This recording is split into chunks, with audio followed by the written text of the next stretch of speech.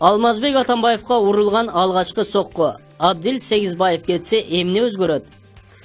Кызматка отурганына 3 айга аяк баскан Сооронбай Жээнбеков алгач коопсуздук кеңешинен иш баштап, күч түзүмдөрүнүн жетекчилери менен жолугуп, жакшы аракет кыла баштаган.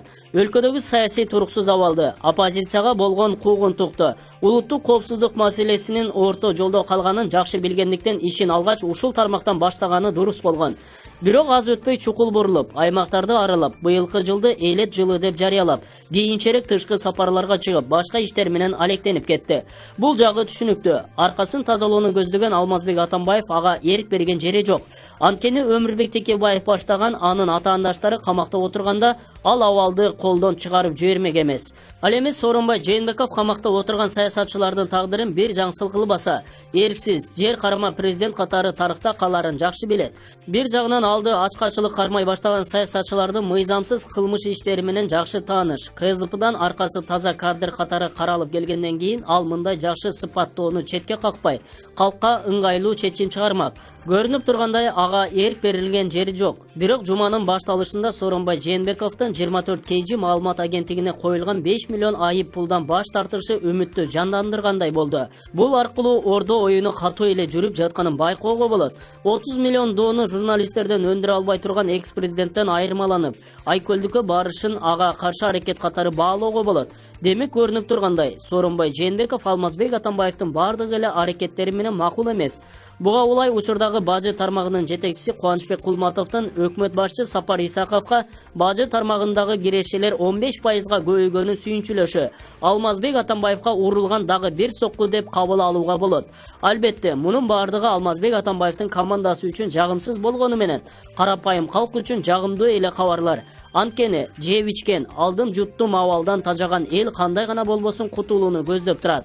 Атамбаевга алгачкы соккуну таамай урган Сооронбай Жээнбеков кийинки жолкусун Абдил Сегизбаевден баштаса элдин зор ишеничине ээ болмок.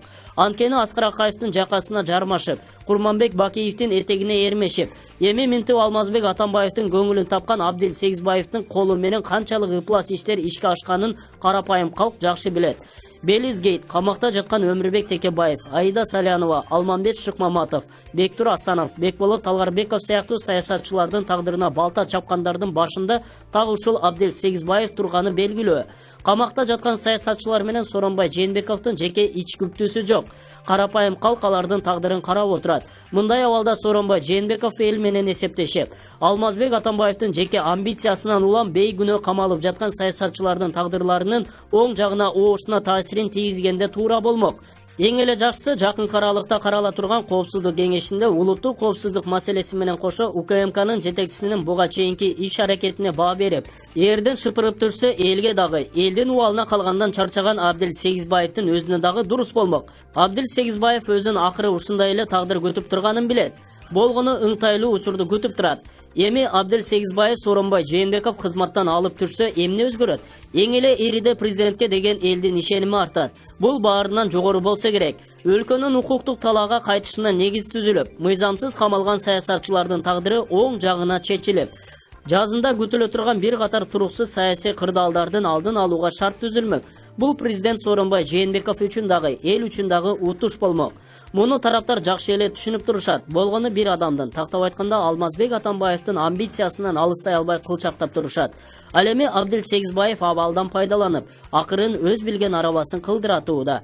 Буга чекит коюлуп, тагыраагы Сооронбай Жээнбеков элдин ишеничине ээ болом десе, Абдил Сегизбаевди жана анын командасын ооздукташы керек.